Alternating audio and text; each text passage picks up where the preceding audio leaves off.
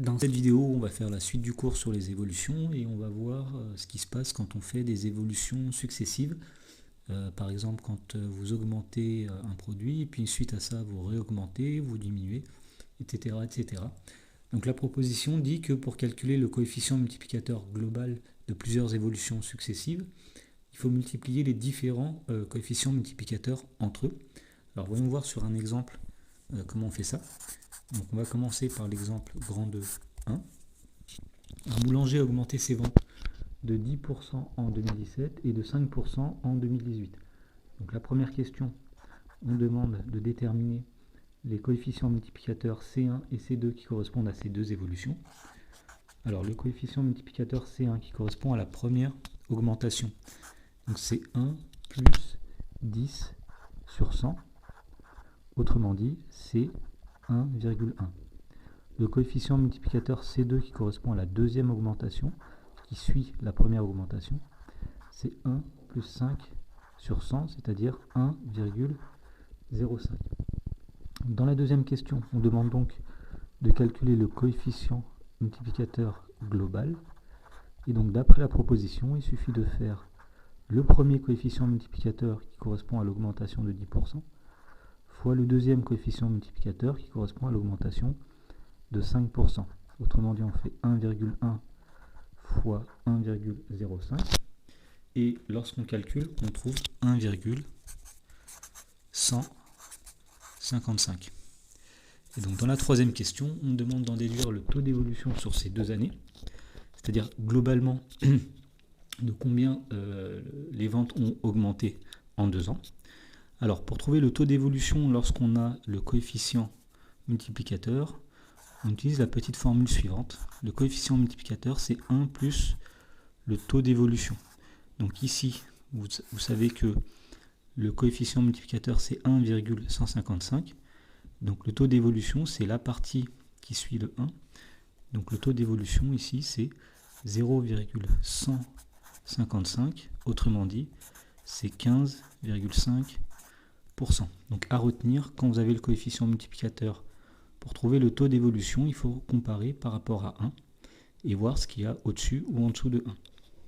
Dans l'exemple grand de 2, donc on va voir un autre exemple d'utilisation des coefficients multiplicateurs globaux. Alors pour fêter l'ouverture de son garage, un concessionnaire automobile fait une réduction de 10% sur un modèle de voiture et après négociation, le client obtient une remise supplémentaire de 5%. Donc dans la première question, on vous demande de déterminer les coefficients multiplicateurs C1 et C2 qui correspondent à ces deux réductions. Donc puisqu'au départ, il y a eu une réduction de 10%, le premier coefficient multiplicateur c'est 1 moins 10 sur 100, c'est-à-dire 0,9. Suite à ça, après négociation, il y a eu une réduction supplémentaire de 5%. Donc le coefficient multiplicateur suivant, c'est 1 moins 5 sur 100, c'est-à-dire 0,95.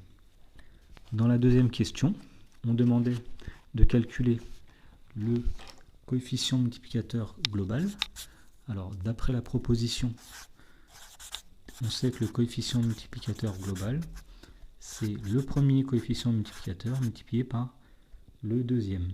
Alors ça donne 0,9 fois 0,95 et lorsqu'on calcule, on trouve 0,855.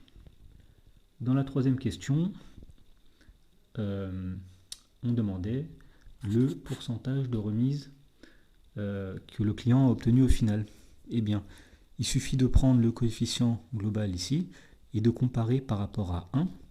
Ici, vous voyez que le coefficient global est plus petit que 1, donc ça correspond à une diminution.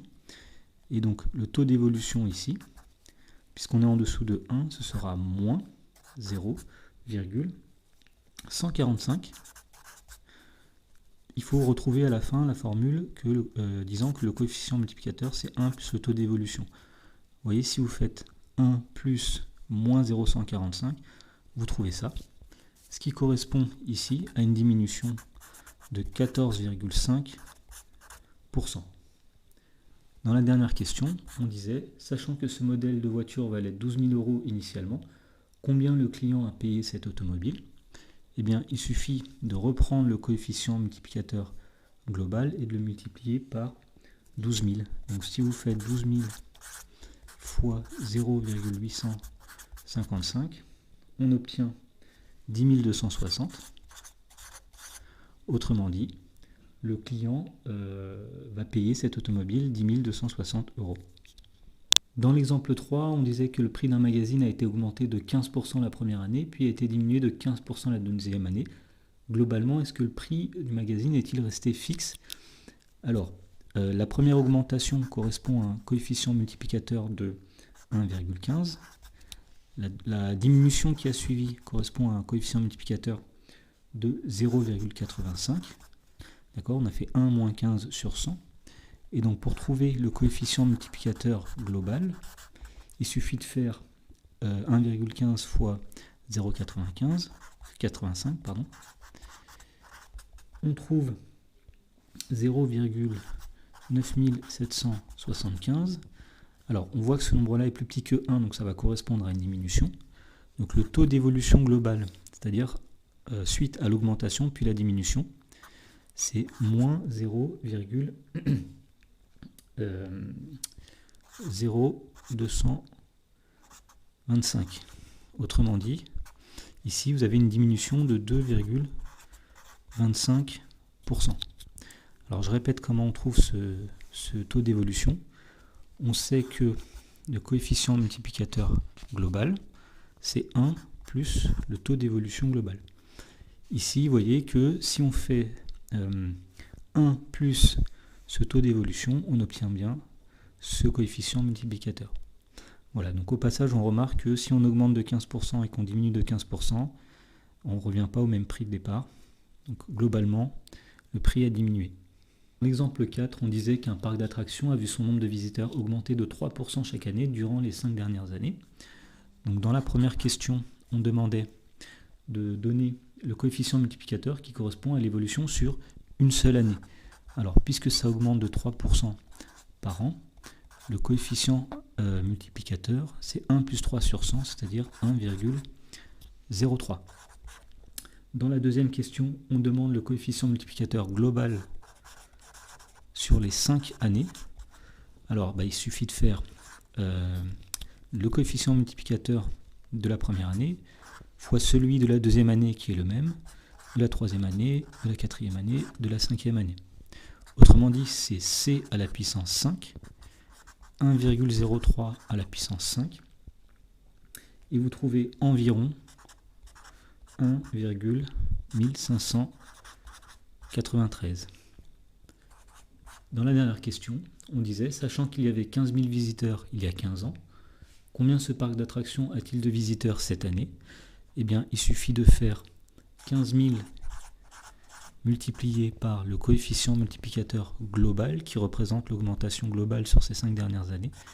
Donc 1,1593 et on obtient environ 17 389 visiteurs.